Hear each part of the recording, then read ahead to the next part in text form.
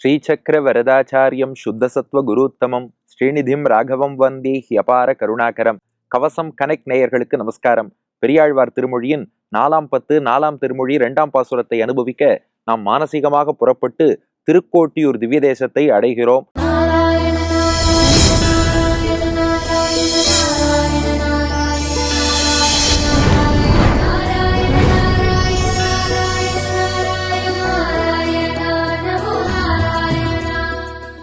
இந்த பதிகம் முழுக்க ஒவ்வொரு பாசுரத்திலும் 4 அடிகள்னா முதல் 2 அடிகள்ல திருக்கோட்டியூரில் வாழக்கூடிய அடியார்களின் பெருமைகளை அருளி செய்கிறார் பெரியாழ்வார்.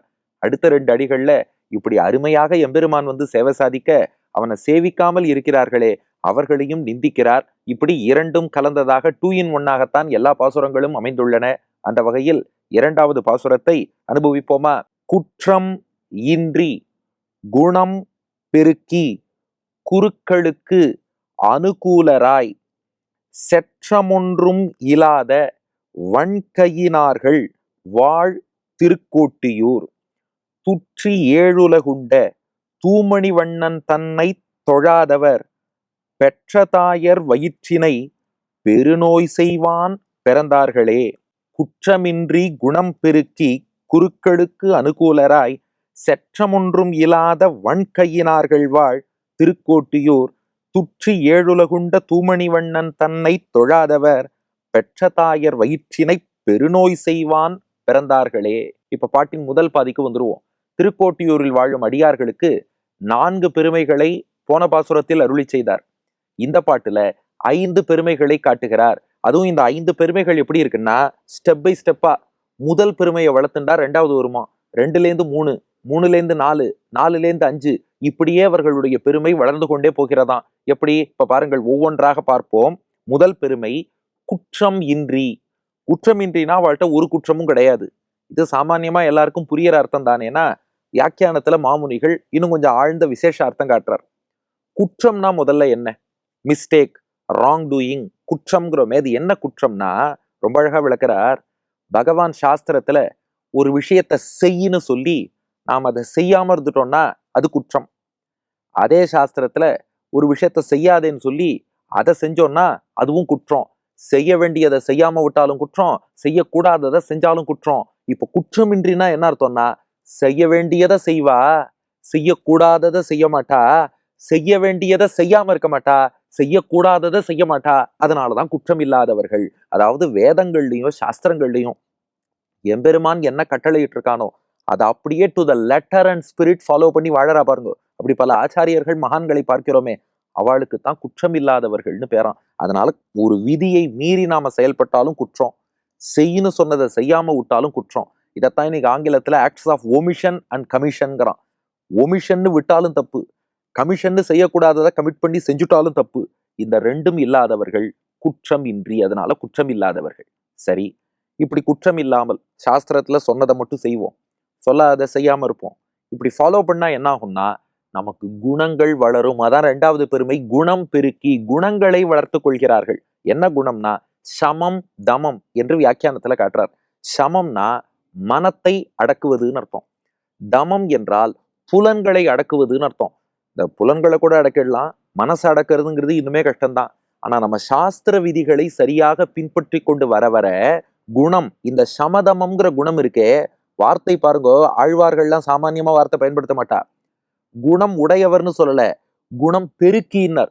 இந்த குணங்களை பெருக்கிண்டே போவா. ஏன்னா மனவடக்கமும் புலனடக்கமும் ஓவர் நைட்ல சிங்கிள் டேல எல்லாருக்கும் வந்துடாது. கொஞ்சம் ஒரு 10 தடவை எங்கேயாவது மனசு போறதுன்னா முதல்ல ஒரு 2 தடவை இழுத்து பிடிப்போம், அப்புறம் ஒரு 4 தடவை இழுத்து பிடிப்போம், அப்புறம் 8 தடவை, அப்படி படிப்படியாக பெருகித்தான் வருமே ஒழிய ஓவர் நைட்ல யாருக்கும் வராது இல்லையா? அதனாலதான் குற்றமின்றி முதல்ல என்ன ஃபாலோ பண்ணணுமோ அதை சரியா ஃபாலோ பண்ணு. அதுக்கப்புறம் புலன்கள் மனசெல்லாம் அடக்கணும்னா அது போக போக பெருகும். ஆக இவ அனுஷ்டானங்களை பண்ணிண்டே வந்தா அதனால 2வது பெருமை குணம் பெருக்கி போக போக சமம் தமம்ங்கிற குணங்கள்லாம் பெருகிண்டே போறது. சமம்னு மனசையும் அடக்கிடுறா, தமம்னு புலன்களையும் அடக்கிடுறா. சரி, 2 பெருமை ஆச்சு. இப்ப இந்த சமம் தமம்ங்கிற குணங்கள் வந்துருத்துன்னா அடுத்து என்ன கிடைக்கும்னா ஆச்சாரிய சம்பந்தம் கிடைச்சிடும். ஏன்னா யார் ஒருத்தர் அப்படி மனவடக்கம் புலனடக்கத்தோடு இருக்கார், அனுஷ்டானம் என்ன பண்றாருன்னா ஆச்சாரியன் பாப்பார், பாப்பா நான் உபதேசம் பண்றேன், உன்னை என்னுடைய சச்சிஷ்யன்னு ஏத்துன்றுவார் இல்லையா? அதுதான் இப்ப 3வது பெருமை. குருக்களுக்கு அனுகூலராய். அனுகூலர்னா பொதுவா ஃபேவரபிள்னு அர்த்தம். சம்ஸ்கிருத வார்த்தை அனுகூலம்ங்கிறது. நமக்கு யார் ஃபேவரபிளா இருக்காரோ அனுகூலர், யாராவது ஒருத்தர் அன்ஃபேவரபிளா இருந்தா பிரதிகூலர்னு சொல்லுவோம். ஆனா இந்த இடத்துல குருவுக்கு நாம ஃபேவரபிளா இருக்கோங்கிறது அவ்வளவு தூரம் சுவாரஸ்யமான அர்த்தம் இல்லை. அதனால மாமுனிகள் என்ன பண்ணார், அனுகூலங்கிறதுக்கு கைங்கரியம் பண்ணுவதற்கு பாங்கானவர்கள், அதாவது ஃபிட் டு டூ சர்வீஸ்.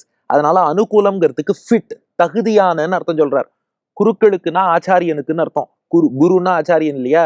குருக்களுக்கு ஆச்சாரியனுக்கு அனுகூலராய்னா கைங்கரியம் பண்றதுக்கு தகுதியானவர்களாக ஆகிவிடுகிறார்கள். சாஸ்திர அனுஷ்டானமும் பண்றார், மனவடக்கம் புலனடக்கமும் இருக்கு. அதனால ஆச்சாரிய கைங்கரியம் பண்ணுவதற்கு ஃபிட் பர்சனாக இவர்கள் ஆகிவிடுகிறார்கள். ஆச்சாரியன் ஏத்துண்டு பரம பாக்கியம் ஆச்சாரிய கைங்கரியத்தை தருகிறார். இந்த பாட்டுல இன்னொரு ரகசியம் இருக்கு. குருவுக்கு அனுகூலராயின்னு சொன்னா போறோம் இல்லையா, அவளுக்கு முக்கிய ஆச்சாரியன்னு ஒருத்தர் தானே இருப்பார். அப்கோர்ஸ் ஒருத்தர் ஒரு ஆச்சாரியன்ட்ட பஞ்சசம்ஸ்காரம் பெறலாம், இன்னொருத்தர்ட்ட காலக்ஷேபம் பண்ணலாம். ராமானுஜருக்கே 5 ஆச்சாரியன்கிறோம். ஆனா எல்லாருக்கும் அப்படி இருப்பது இல்லையே. பொதுவாக குருவுக்கு அனுகூலராயின்னு சொல்லியிருக்கலாமே, ஏன் குருக்களுக்குன்னு சாதிக்கணும்னா? அதுக்கு மாமுனிகள் வியாக்கியானத்துல காட்டுறார், இது பல ஆச்சாரியன்னு எடுத்துக்கணும் தேவையில்லை. ஒருவரையே மரியாதைக்காக பன்மையிலே குறிப்பிடக்கூடிய வழக்கம் உண்டு. ஆஹா, ஆச்சாரியர்கள் எழுந்தருளி இருக்கிறார்கள்னா பல ஆச்சாரியர்கள்னு அர்த்தம் இல்லை, ஒரு ஆச்சாரியன் தான். அவரை பன்மையிலே குறிப்பிடுவது என்பது மரியாதைக்காக. நம்ம தமிழ்லயே சொல்றோம் பாருங்களேன், போனார் அப்படிம்போம். போனார் அப்படிங்கிறது பல பேர் போனாலும் போனார்னு சொல்றது உண்டு. இல்ல ஒருத்தரே ரொம்ப மரியாதைக்குரியவர் போனாலும் அவர் போனார்னு சொல்வதுண்டு. அது போலதான் இங்க குருக்கள் என்பது மரியாதைக்காக ஆச்சாரியர்கள்னு சொல்கிறார். இது நம்ம சம்ஸ்கிருதத்துல நிறைய இந்த பிரயோகம் பார்ப்போம். ஆச்சாரியாகா, ஆச்சாரிய வரியாகா என்று இந்த வார்த்தைகள் பயன்படுத்துவார்கள். அதனால ஒரு ஆச்சாரியன் தான். பக்தியினால பன்மையிலே, அது மரியாதைக்காக சொல்லக்கூடிய பன்மை. ஆச்சாரியனுக்கு கைங்கரியம் பண்றா. 3 பெருமை ஆயிடுதா? அப்ப முதல்ல சாஸ்திரங்களை சரியா ஃபாலோ பண்றதுனால குற்றம் இல்லை. குணத்தை வளர்த்துக்கிறா, மனவடக்கம் புலனடக்கம். 3, ஆச்சாரியனுக்கு கைங்கரியம் பண்ண தகுந்தவர்களாக ஆயிட்டா. இப்ப 4வது பெருமை என்னன்னா, செற்றம் ஒன்றும் இல்லாத. இந்த ஆச்சாரிய கைங்கரியம் பண்ண பண்ண என்ன ஆகுமா, நம்ம மனசு இன்னும் பக்குவப்பட்டு பொறாமைங்கிறதே மனசுல இருக்காதான். செற்றம்னா பொறாமைன்னு அர்த்தம். செற்றம் ஒன்றும் இல்லாத. ஒன்றும் இல்லாதனா ஒரு துளி கூட இல்லை. பொறாமைனா என்னன்னா அதுக்கு டெஃபினிஷன் கொடுத்திருக்கார் மணவாள மாமுனிகள். பார சமிருதி அசகதா. இன்னொருத்தன் நன்னா இருக்கிறத பார்த்தா யாருக்கு வயிறு எறிகிறதோ அதுக்குதான் பொறாமைன்னு பேரு. அதனால என்னடா இது, இந்த மாசம் நான் இவ்வளவு சம்பாதிச்சேன், அவன் அவ்வளவு சம்பாதிச்சிட்டானா அப்படின்னு நினைக்கிறோம் பாருங்க, அதுக்குதான் பொறாமைன்னு பேரு. ஆச்சாரியனுக்கு கைங்கரியம் பண்ண பண்ண பொறாமைங்கிறது மனசுல வரவே வராது. ஏன்னா உடல் ரீதியான விஷயங்கள் எல்லாம் விட்டுட்டு எல்லாரையும் ஜீவாத்மாக்கள்னு பார்ப்போம், எல்லாரையும் எம்பெருமானுக்கு அடிமைன்னு பார்ப்போம். அந்த ஆத்மாக்களுக்குள்ள என்ன வேறுபாடு இருக்க போகுது?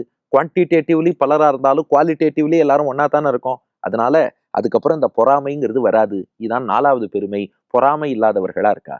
இப்ப 5வது பெருமை, பொறாமையும் போயிடுத்துனா வன் கையினார்கள். வண்ணுனா வள்ளல் தன்மைன்னு அர்த்தம். வன் கையினார்கள்னா வள்ளல் தன்மை கொண்ட கையை உடையவர்கள். அப்ப நம்ம எல்லாருக்கும் உதவ ஆரம்பிச்சிடுவோம். எல்லோருக்கும் உதவும் பண்புங்கிறது எப்ப வரும்னா, முதல்ல சாஸ்திர அனுஷ்டானம் பண்ணி மனவடக்கம் புலனடக்கம் குணங்களை வளர்த்துண்டு ஆச்சாரிய சம்பந்தம் பெற்று ஆச்சாரியனுக்கு கைங்கரியம் பண்ணி அதனால் எல்லாரையும் ஆத்மாக்கள்னு பார்த்து பொறாமையும் விட்டுட்டோம்னா இனி எல்லாரும் நன்னா இருக்கணுங்கிற எண்ணம் வரும் இல்லையா. அதனால வன் கையினார்கள், வள்ளல் தன்மை கொண்ட தாராள மனசோடு எல்லாருக்கும் கொடுப்பாளாம். அதுலயும் வியாக்கியானத்துல ஒரு விசேஷார்த்தம் காட்டுறார். தானம் வாங்க ஒருத்தர் வராருன்னா, இவர் யாரு, இவருக்கு எவ்வளவு கொடுத்தா தாங்கும் அப்படி பார்த்து கொடுக்க மாட்டாளாம். எங்க தகுதிக்கு எவ்வளவு வேணா கொடுக்கலாமே, நமக்கு எம்பெருமான் கொடுத்திருக்கான், அதுக்கேத்த மாதிரி கொடுப்போம்னு வருபவரின் தாட்சியை பாராமல் தங்களுடைய செல்வத்தை பார்த்து அவனுக்கு எவ்வளவு கொடுக்கலான்னு நிறைய அள்ளி கொடுக்கிறவா. அப்படிப்பட்ட வன் கையினார்கள். இந்த 5 பெருமைகள் மிக்கவர்கள் வாழ் திருக்கோட்டியூர். வாழக்கூடிய ஊர் தான் திருக்கோட்டியூர். தான் பாட்டின் முதல் பாதி. அதனால சாஸ்திர அனுஷ்டானங்களை நல்லா ஃபாலோ பண்றா. மனவடக்கம் புலனடக்கம் உள்ளிட்ட குணங்களை பெருக்கிக் கொண்டே போகிறார்கள்.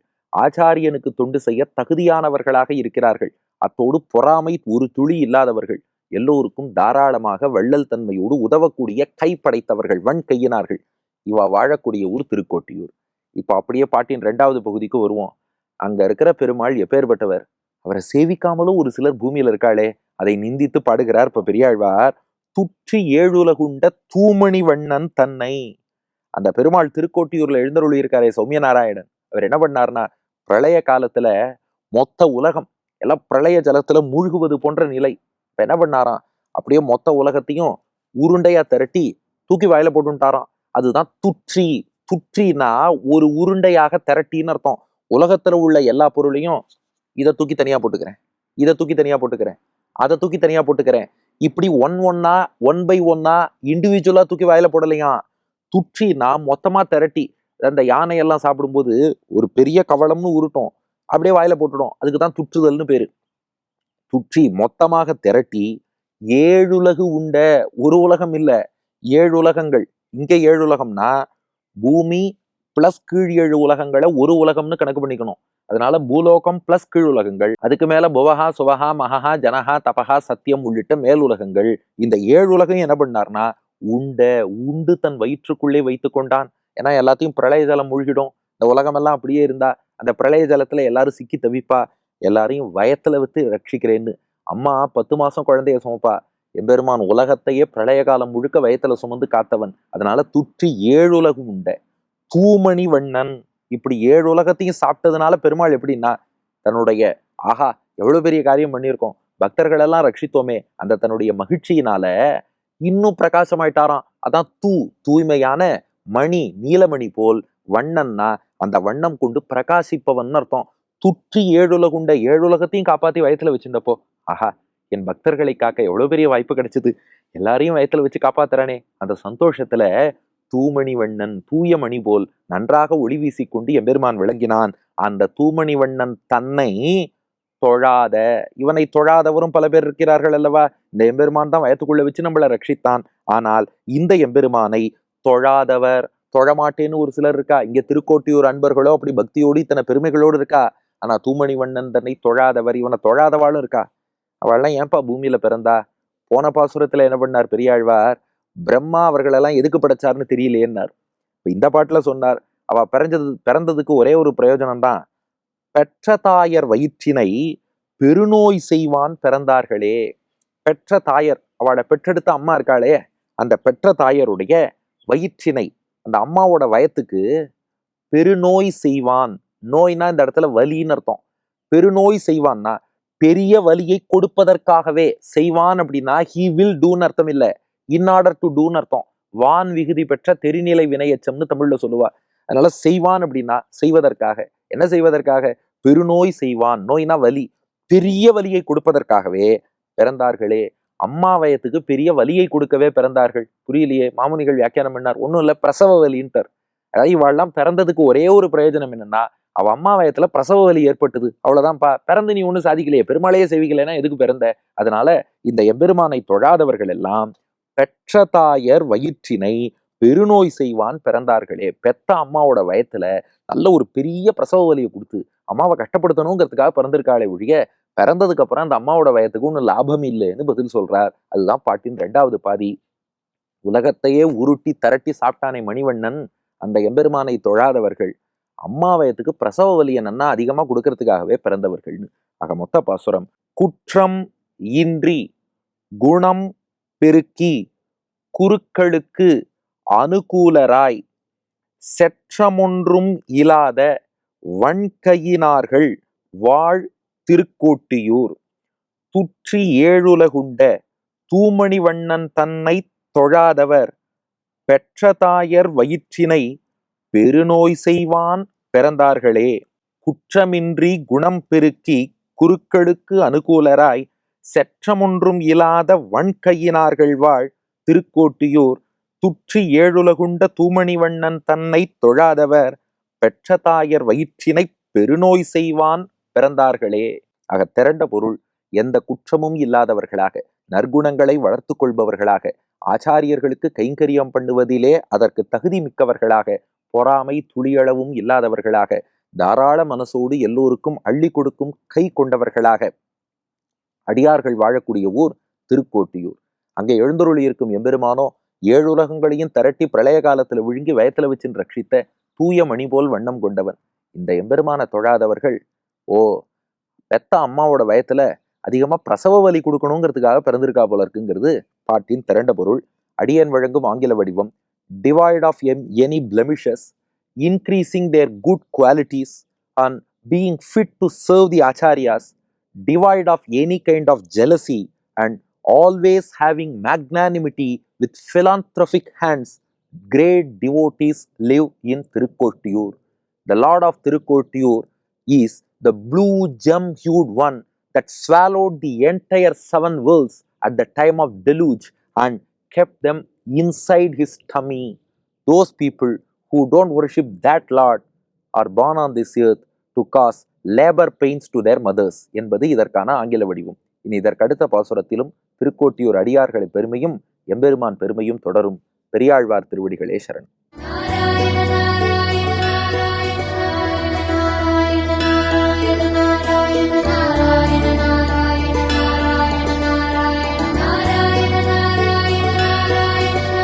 குற்றமின்றி குணம் பெருகி குறுக்கடுக்கு அனுகூலராய் செற்றமொன்றுமில்லாதவள் கையினார்கள் வாழ்த்திரு கோட்டியூர் துற்றியேடுதகுண்ட தூமணி வண்ண தன்னை தொழாதவர் பெற்ற தாயர் வயிற்றினையே பெருநோய் செய்வார் பிறந்தார்களே.